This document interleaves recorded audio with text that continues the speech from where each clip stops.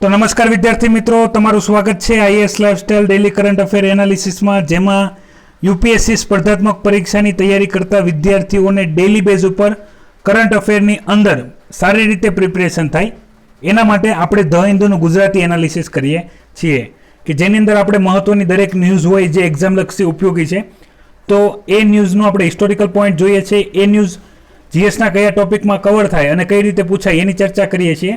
અને બાકી ઘણી બધી બેઝિક માહિતી હોય છે કે જે તમને હું સેલ્ફ પ્રિપેર કરવા પણ આપું છું અને વિડીયોની કોમેન્ટ બોક્સમાં કોમેન્ટ કરવા પણ જણાવું છું. ધ હિન્દુ એનાલિસિસ સ્ટાર્ટ કરીએ એ પહેલાં નવા વિદ્યાર્થીઓ માટે કે તમારે પણ જો ધ હિન્દુની પીડીએફ ફ્રીમાં ડાઉનલોડ કરવી હોય તો આપણી આઈએસ લાઇફસ્ટાઇલ ટેલિગ્રામ ચેનલ છે, જેની લિંક વિડીયોના ડિસ્ક્રિપ્શનમાં આપેલી છે. ત્યાં જઈને તમે ટોપ પર એક લિંક પિંક કરવામાં આવેલી છે, એ લિંક ઉપર ક્લિક કરીને તમે ધ હિન્દુની પીડીએફ ફ્રીમાં ડાઉનલોડ કરી શકો છો અને વાંચી શકો છો. દરરોજ આફ્ટરનૂનના ટાઈમમાં આપણે daily current affair analysis available કરાવીએ છીએ, તો એ તમે જોશો તો તમને બાકીની બધી મહત્ત્વની બાબતો ખ્યાલ આવી જશે. સૌથી પહેલાં વાત આવી છે કે ભાઈ અત્યારે આરબીઆઈએ જેની મોનેટરી પોલિસી છે તો એમાં જે બેઝિસ પોઈન્ટ ચેન્જ કરતા હોય છે, તો આ વખતે એ ચેન્જ કરવામાં આવ્યા નથી. બરાબર, એનું કારણ શું છે તો એ આપણે આગળ જ્યારે આરબીઆઈનો બીજો ટોપિક છે, બીજી ન્યૂઝ છે, ત્યાં આપણે ડિસ્કશન કરશું. મહત્વની બાબત શું છે એ તમે જોઈ લો કે જે મોરેટોરિયમ હતું, બરાબર, તો હવે ઓગસ્ટ 31 પછી એને લંબાવવામાં આવશે નહીં. મોરેટોરિયમ એટલે એવું સમજી લો કે જે લોકોના હપ્તા ચાલતા હતા, પછી કોઈ પણ હપ્તા હોય તો એ હપ્તા ભરવામાંથી છૂટ આપવામાં આવી હતી પહેલા 3 મહિના અને બીજા 3 મહિના ઓગસ્ટ સુધી, તો હવે એ આપવામાં આવશે નહીં. બીજી વસ્તુ અહીંયા એ જ કહેવામાં આવી છે કે ભાઈ જે આરબીઆઈની જે મોનેટરી પોલિસી છે, બરાબર, કે જેમાં ગવર્મેન્ટ પણ ઘણા ડિસિઝન લેતી હોય અને ગવર્મેન્ટ પ્રમાણે આરબીઆઈ કોન્સ્ટન્ટલી કામ કરતી હોય છે, તો એની અંદર હવે જે ગવર્મેન્ટનું ઇન્ટરફિયરન્સ છે એ ઓછું થઈ જશે, એ બાબતની વાત કરવામાં આવેલી છે. આ કોઈ પણ ડેટા તમારે તૈયાર કરવાના નથી, કારણ કે આરબીઆઈની મોનેટરી પોલિસી ચેન્જ થયા કરે છે, તો આ બધા ડેટા ચેન્જ થઈ જશે. તો આ ડેટા ગોખવાના નથી, ખાલી જે માહિતી છે એ તમે ખાલી જોઈ લેજો એટલે તમને ખ્યાલ આવી જશે. અગત્યની બાબત શું છે એ તમે સમજી લો કે આરબીઆઈ મોનેટરી પોલિસીમાં બેઝિસ પોઈન્ટ વધારે કે ઘટાડે એવું શા માટે કરતું હોય છે, તો આપણે ઇકોનોમીની અંદર તમારે આરબીઆઈનું ફંક્શન તમારે કરવાનું છે, તો એમાં તમને ખ્યાલ આવશે કે ભાઈ જે આરબીઆઈ છે એ બેન્કર્સ ઓફ બેન્કર્સ છે, મતલબમાં બેન્કિંગને કંટ્રોલ કરતું અને રેગ્યુલેટ કરતી કોઈ સંસ્થા હોય તો એ રિઝર્વ બેન્ક ઓફ ઇન્ડિયા છે. એનું મુખ્ય કામ શું છે સેન્ટ્રલ બેંક તરીકે, કે એને ભારતમાં ઇન્ફ્લેશન રેટ કંટ્રોલ કરવાનો છે. ઇન્ફ્લેશન રેટ કેટલો કંટ્રોલ કરવાનો, તો એના માટે આધાર મૂકવામાં આવ્યો છે 4% +or-2, એટલે 2% લઈને 6% સુધી ઇન્ફ્લેશન રેટ રહેવો જોઈએ, આની વચ્ચે એને રાખવાનો. તો એના માટે એ પોતાની પોલિસી ચેન્જ કરતું હોય છે. માની લો કે ભાઈ માર્કેટમાં આજની જે મંદી છે, તો માર્કેટની અંદર તેજી લાવવા માટે મનીની જરૂર પડે, મની સપ્લાયની જરૂર પડે, તો આરબીઆઈ શું કરશે, એની મોનેટરી પોલિસીમાં બેઝિસ પોઈન્ટ ઘટાડી દેશે, બરાબર. એટલે શું થશે ભાઈ, માર્કેટની અંદર રૂપિયો જવા મળે. સેમ ઊંધી કન્ડિશન કે ભાઈ જેની અંદર તેજી આવી જાય, તો તેજીની અંદર શું કરશે, જે બેઝિસ પોઈન્ટ છે વધારી દેશે, તો માર્કેટમાંથી રૂપિયો ફરીથી આરબીઆઈ પાસે આવી જશે. તો આ રીતે એ મોંઘવારીને કંટ્રોલ કરતું હોય છે, કે જેથી ડિમાન્ડ એન્ડ સપ્લાય જે બેલેન્સ હોય, મતલબમાં કે માની લો લોકો પાસે પૈસા છે તો પૈસાને લીધે વસ્તુની ડિમાન્ડ આવશે, તો મોંઘવારીમાં વધારો થશે. ઉલટું કે ભાઈ લોકો પાસે પૈસા નથી, માર્કેટમાં માંગ નથી, તો બિઝનેસ ચાલતો નથી, તો લોકોને પૈસા સપ્લાય કરો, માર્કેટમાં સપ્લાય આપો, લોકો સુધી પૈસા પહોંચાડો, કે જેથી લોકો પોતાના જીવન જરૂરિયાત માટેની વસ્તુઓ ખરીદી શકે અને ફરીથી માર્કેટ આવી જાય. તો એક સર્કલ હોય છે, તેજીની પછી મંદી અને મંદીની પછી તેજી. તો એ કંટ્રોલની અંદર સૌથી વધારે અગત્યનું કોઈ ફેક્ટર હોય તો એ છે રિઝર્વ બેંક ઓફ ઇન્ડિયા, કે જે આપણી સેન્ટ્રલ બેંક કહેવામાં આવે છે. બાકી પણ ઘણી બધી ઇન્ફોર્મેશન અહીંયા ચર્ચા કરવામાં આવેલી છે, પણ આ બધી ચર્ચા તમારે જીએસ પેપરની અંદર ઓલરેડી ડિસ્કસ કરવાની છે. બીજી વાત કરી લઈએ કે આપણા કાગ તરીકે, બરાબર, કોમ્પ્ટ્રોલર અને ઓડિટર જનરલ તરીકે જીસી મુર્મુ છે, બરાબર, તો એનું સિલેક્શન કરવામાં આવ્યું છે. અને બીજું અહીંયા ન્યૂઝ આપેલી છે કે ભાઈ જે મનોજ સિન્હા છે તો એને જમ્મુ કાશ્મીરના લેફ્ટનન્ટ ગવર્નર બનાવવામાં આવ્યા છે. આજનો ક્વેશ્ચન છે કે ભાઈ કયા યુનિયન ટેરિટરીમાં લેફ્ટનન્ટ ગવર્નર છે. જો તમે સ્પીપાની પણ એક્ઝામ આપી હોય તો એની અંદર પણ આ ક્વેશ્ચન પૂછાઈ ગયો છે. તો એમાં શું પૂછવામાં આવ્યું હતું, એમાં એવું પૂછવામાં આવ્યું હતું કે ભાઈ લેફ્ટનન્ટ ગવર્નર કઈ યુનિયન ટેરિટરીના છે, તો એમાં ઓપ્શન આપેલા હતા. તો એ ઓપ્શન સિલેક્ટ કરવા માટે ખબર તો હોવી જોઈએ ને કે લેફ્ટનન્ટ ગવર્નર ક્યાં ક્યાં છે. તો તમારે વિડીયોની કોમેન્ટ બોક્સમાં કોમેન્ટ કરવાનું છે. ગઈકાલના જેટલા પણ પ્રશ્ન હતા એ બધાના પ્રશ્નની કોમેન્ટ તો આ વિડીયોના નીચે કોમેન્ટ બોક્સની અંદર પિન કરેલી છે, તો એ બધા આન્સર તમે ચેક કરી લેજો. બરાબર. તો અહીંયાથી વિદ્યાર્થી મિત્રો આગળ વધીએ છીએ આપણા એડિટોરિયલ તરફ.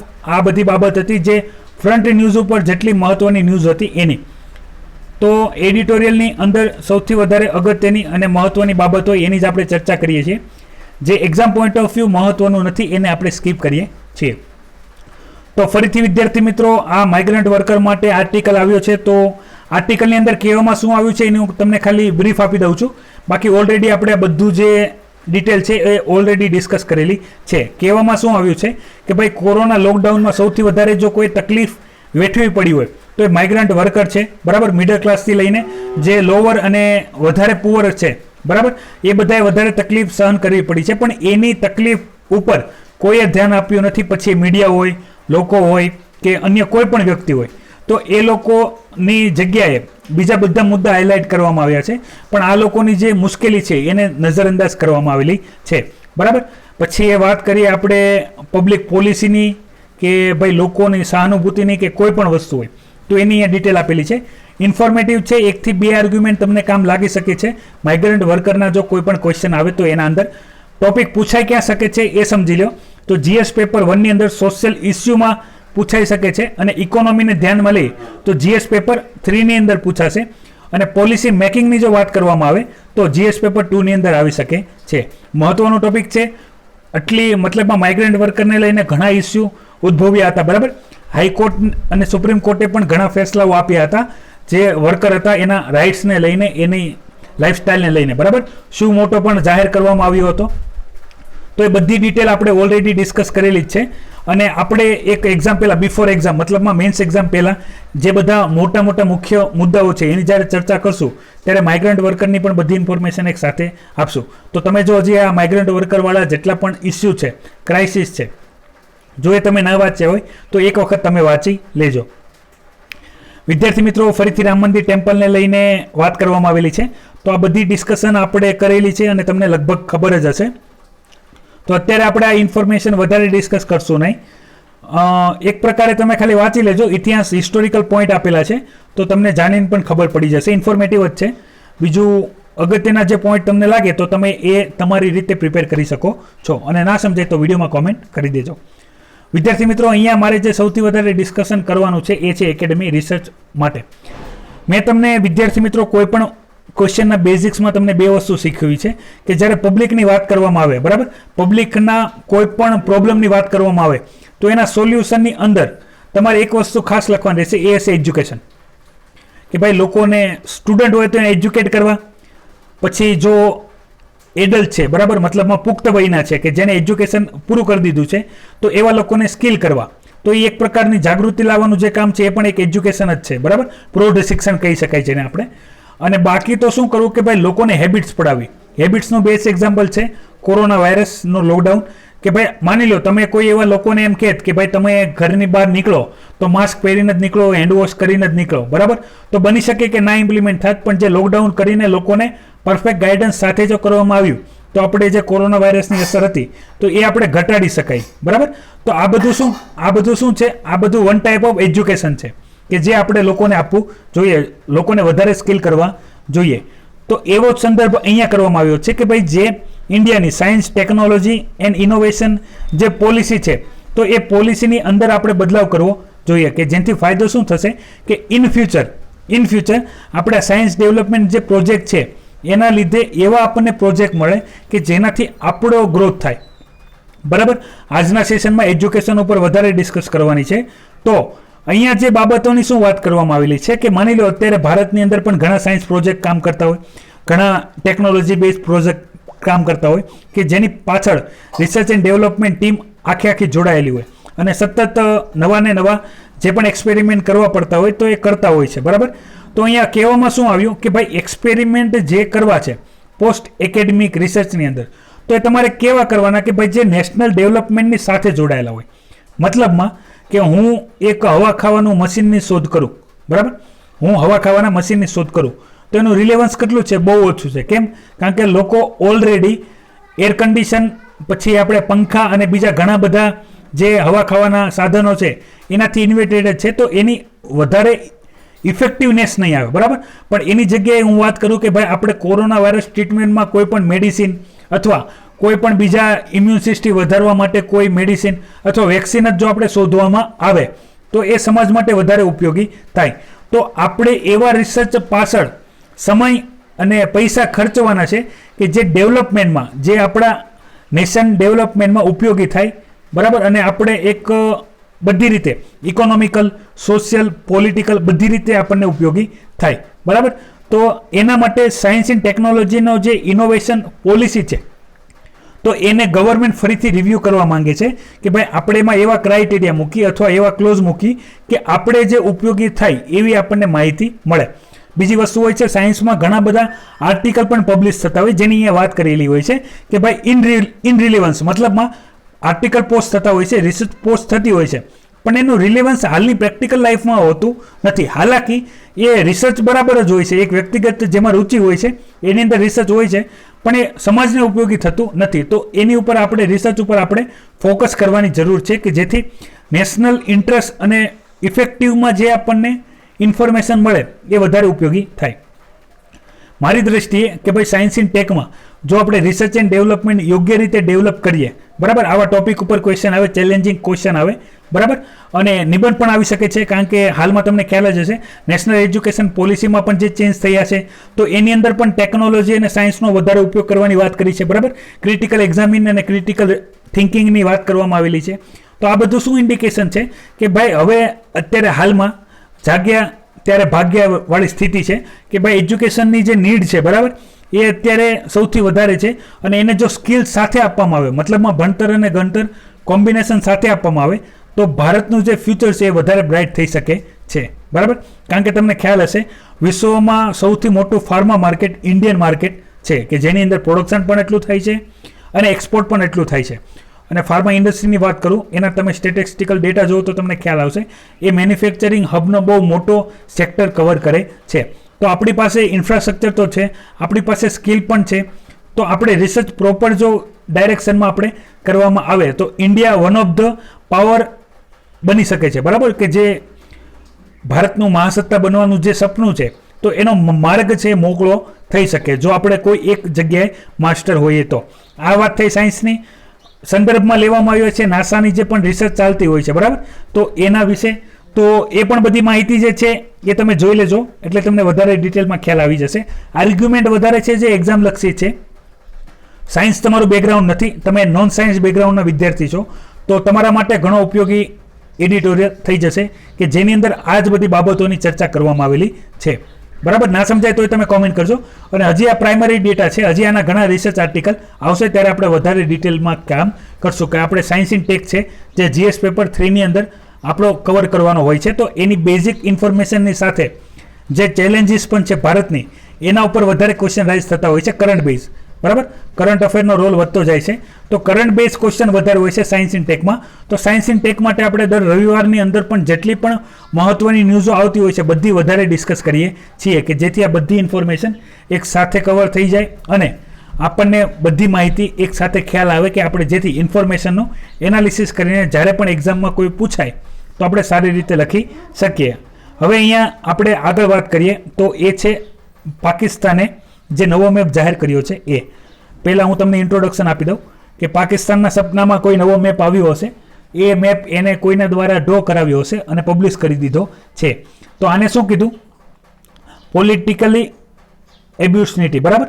તો આ ટપ જે છે એ તમારે સમજવા માટે એવું સમજો કે મેં તમને કીધું એમ જાગ્યા અને ભાગ્યા, મતલબમાં નિંદરમાં સપનું આવ્યું, સપનામાં મેં જોયું કે ભાઈ હું ભારતનો પ્રધાનમંત્રી છું અને હું કાલ જાહેર કરી દઉં કે ભાઈ કાલથી ભારતનો પ્રધાનમંત્રી હું છું, બરાબર. એ રીતનો કોન્સેપ્ટ થાય. તો પણ વધારે ડિટેલમાં સમજવા માટે તમે ગૂગલ ટ્રાન્સલેટનો ઉપયોગ કરી લેજો એટલે તમને ખ્યાલ આવી જશે કે ભાઈ પોલિટિકલ એબ્યુસિડિટી છે એનો મતલબ શું થાય. આપણા કામની જે વસ્તુ છે એની ચર્ચા કરીએ. ભારત પાકિસ્તાનની વોર ને બધાની ચર્ચા અત્યારે ડિટેલમાં કરવાની જરૂર નથી કે ભાઈ પાકિસ્તાને એના ગાંડપણામાં કયા કયા એરિયાને પોતાની અંદર ગણાવ્યા છે જે ભારતના એરિયા છે. તો જમ્મુ કાશ્મીરની અંદર જમ્મુ અને કાશ્મીરનો એરિયો પોતાનો દેખાડ્યો છે. એ સિવાય લદ્દાખ જે ગિલગિટ અને બલુચિસ્તાનવાળો એરિયો છે એ, પછી POK પાકિસ્તાન ઓક્યુપાઈડ કાશ્મીર, અક્સાઈ ચીન ઇન્ક્લુડિંગ સિયાચીન ગ્લેશિયર, બરાબર, સિયાચીન ગ્લેશિયર, અને સિર ક્રીક છે, બરાબર, સિર ક્રીક. તો સિર ક્રીક માટે હું તમને શું કરીશ ખબર, આવતીકાલે એક આપણે સિર ક્રીકનો હું તમને અલગથી એક ઇમેજવાળો ઇન્ફોર્મેશન આપી દઈશ ડેલી કરંટ અફેર એનાલિસિસમાં. તમને મેપ જોવું પડશે કારણ કે એના માટે મેપ જોવું ખૂબ જરૂરી છે. તો હું તમને ખાલી એટલી માહિતી આપી દઉં. તમે ગુજરાતનો મેપ જોયો હશે તો ગુજરાતનો એક ટોચનો આવો ભાગ હશે, તમને ખ્યાલ હશે. આપણે ગુજરાત, મારું ચિત્રકામ વિશેષ છે પણ તમને ખ્યાલ હશે ગુજરાતનો એક ટોચનો ભાગ છે કે જેમાં એવું લાગે કે ભાઈ ડાયનોસોરની ઉપર નાક છે, અહીંયા કોર્નર ઉપર. તો એ એરિયાને કહેવાય છે સિર ચીક એરિયો, બરાબર. કાલે આપણે મેપમાં જોશું એટલે વધારે ખ્યાલ આવશે, અત્યારે ખાલી પ્રાઇમરી સમજી લો. તો એ જે એરિયો છે એ પાકિસ્તાને પોતાના મેપની અંદર બતાવ્યો છે. એની સિવાય જુનાગઢનો પણ અમુક એરિયો છે, બરાબર, એ પણ પાકિસ્તાને પોતાના મેપમાં દર્શાવ્યો છે. એનો કોઈ પણ પોલિટિકલ રિલેવન્સ નથી, પણ હાલાકી ચાઇનાથી પ્રભાવિત થઈને પાકિસ્તાને આ વસ્તુ કરી છે અને આ સેમ વસ્તુ નેપાળ દ્વારા પણ કરવામાં આવી છે. તો એ આપણે એવું ઇન્ફ્લુઅન્સ માનીને જે ગણીએ, બરાબર. તો ઇન્ફ્લુઅન્સની અંદર તમે સમજજો કે ભાઈ આનો કોઈ રિલેવન્સ તો નથી, પણ ભારતની ફરજ થઈ જાય કે ભાઈ આ રીતનું પાકિસ્તાન કોઈ પણ એક્ટિવિટી કરે તો આપણે એનો અપોઝ કરવો પડે. તો એ અપોઝને લઈને આપણે જે બાબત છે એની તમે સમજી લો કે ભાઈ આવતીકાલે એક મેપની અંદર હું તમને બધી માહિતી જે છે એ ડિટેલમાં તમને મેપ સાથે ક્લિયર કટ સમજાવીશ, બરાબર. એટલે તમને આખો ઇસ્યુ ખબર પડી જશે. હજી એક માછીમારવાળો પણ અહીંયા ઇન્ફોર્મેશન આપવામાં આવેલી છે ભારત અને પાકિસ્તાનની, તો એ પણ જ્યારે આપણે ડિસ્કસ કરશું એટલે તમને સમજાઈ જશે. અત્યારે ખાલી આ ઇન્ફોર્મેશનમાં એટલું યાદ રાખો કે જમ્મુ કાશ્મીરના કયા એરિયા અને ગુજરાતના કયા એરિયા પાકિસ્તાને પોતાની અંદર દેખાડ્યા છે. હાલાકી આને કોઈ આમ મોટી અસર જોવા મળશે નહીં, કારણ કે જમ્મુ કાશ્મીરના ઇસ્યુ માટે તો હંમેશા ભારત અને પાકિસ્તાનના પ્રોબ્લેમ તો ચાલે જ છે, પણ આ નવા ઇસ્યુ ક્રિએટ કરવાની ખાલી વાત છે કે આની અંદર આપણે જો મૂળ ગણીએ તો ચાઇના દ્વારા પ્રભાવિત છે પાકિસ્તાન અને આવી એક્ટિવિટી કરી રહ્યો છે એવું ખબર પડે, કારણ કે પાકિસ્તાનની પોતાની પાસે એટલું મગજ નથી કે એ લોકો આવી એક્ટિવિટી કરી શકે, બરાબર. કારણ કે ગમે એટલી વાર ભૂલો કરે અને ના સુધરે એનું નામ ખાલી જગ્યા, તમે પૂરું દેજો પછી. તો વિદ્યાર્થી મિત્રો અહીંયાથી આગળ વધીએ એજ્યુકેશનના ટોપિક ઉપર. તો મેં તમને કીધું એમ આજે સૌથી વધારે ચર્ચા એજ્યુકેશનની જ કરવામાં આવી છે.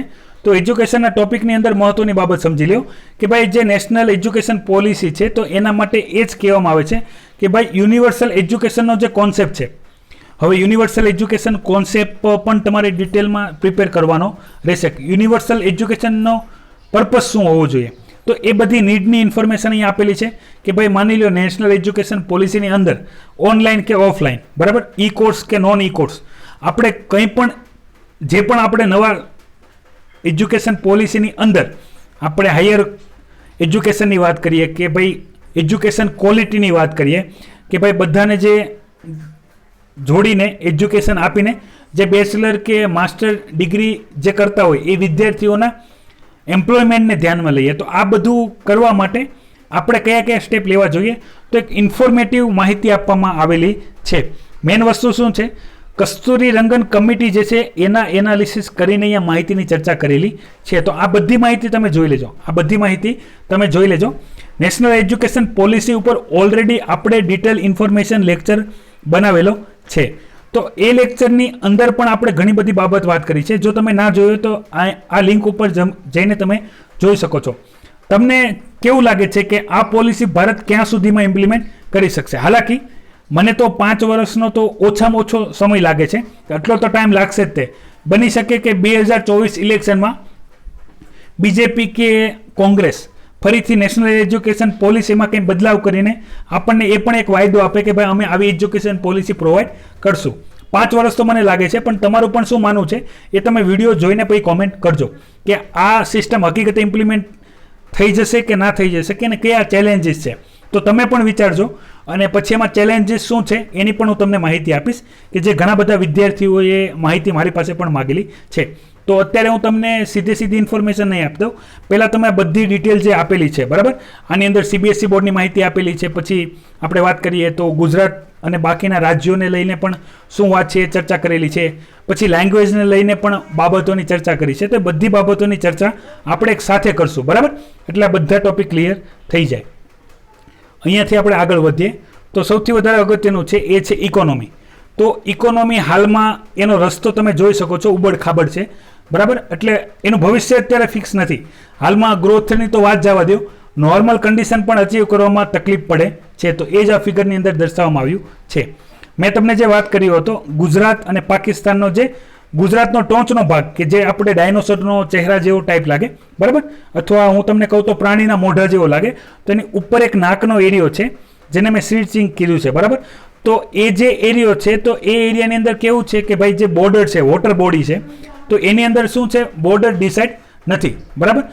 તો અહીંયા પ્રોબ્લેમ શું આવે છે કે ભાઈ જે બોર્ડર ડિસાઇડ નથી, તો એના લીધે શું થાય છે કે ભાઈ ભારતના જે માછીમારો હોય એ પાકિસ્તાનની બોર્ડરમાં ઘૂસી જાય અને પાકિસ્તાનના માછીમારો ભારતની બોર્ડરમાં ઘૂસી જાય.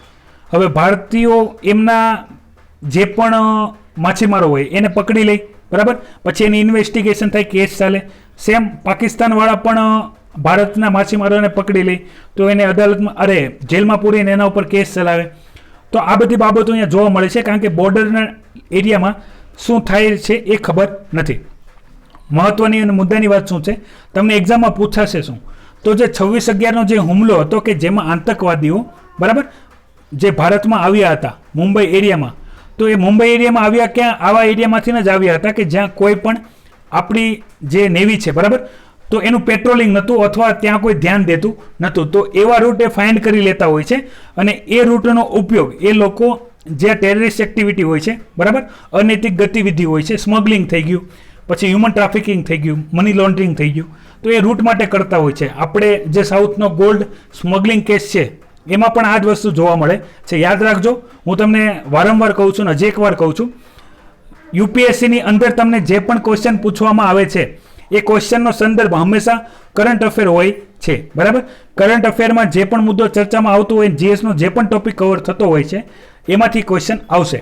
તો બને ત્યાં સુધી તમારી પાસે જો પૂરો ટાઈમ ના હોય વાંચવાનો, તો તમે અડધો કલાક આપણે જે ડેલી કરંટ અફેર એનાલિસિસ કરીએ છીએ, જો એ પણ તમે યોગ્ય રીતે જોઈ લો, બરાબર, તો તમારે બધી ઇન્ફોર્મેશન કવર પણ થઈ જાય.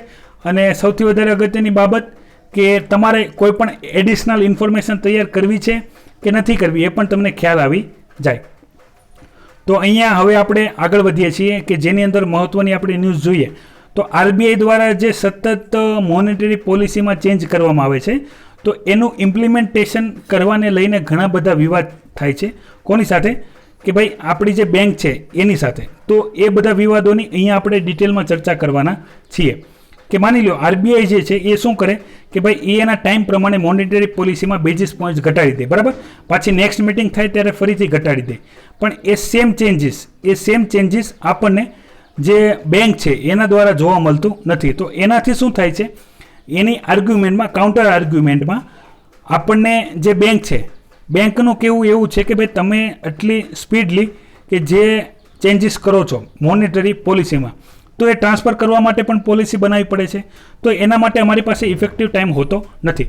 તો આપણે વાત કરીએ 17 મહિનાઓમાં RBI દ્વારા 162 બેઝિસ પોઈન્ટ શું કરવામાં આવ્યા છે, ઘટાડવામાં આવ્યા છે.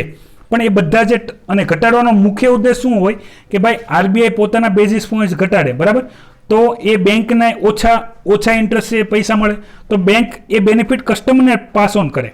પણ બેંક એવું કરતું નથી. એના ઘણા બધા કારણ છે, બરાબર. એ પણ તમે જ્યારે આપણે ઇકોનોમીની અંદર જે બેન્કિંગ સેક્ટર આપણે તૈયાર કરવાનો હોય છે, જે બહુ ખૂબ ઉપયોગી સેક્ટર છે કે જેની અંદર આપણે હરેક સેક્ટરને ઇન્ક્લુડ કરી શકીએ. જે નોન બેન્કિંગ ફાઇનાન્શિયલ કોર્પોરેશન છે કે ભાઈ બેન્કિંગની અંદર સહકારી બેંક છે કે પ્રાઇવેટ બેંક છે કે પબ્લિક બેંક છે, તો એ બધી અંદર સૌથી વધારે મહત્ત્વનું શું છે કે ભાઈ RBI આ બધા બેઝિસ પોઈન્ટ લિક્વિડિટી માટે ઘટાડતું હોય, પણ જે બેંક વચ્ચે ઇન્ટરમીડિયેટ હોય છે, અહીંયા પબ્લિક હોય, અહીંયા બેંક હોય, આપણી કોઈ પણ બેંક, અને અહીંયા હોય RBI રેગ્યુલેટરી ઓથોરિટી. તો આ બેઝિસ પોઈન્ટ ઘટાડે તો બેંકને તો સસ્તા થોડાક ઇન્ટરેસ્ટમાં પૈસા મળે, પણ બેંક એ બેનિફિટ પબ્લિકને ટ્રાન્સફર કરે નહીં.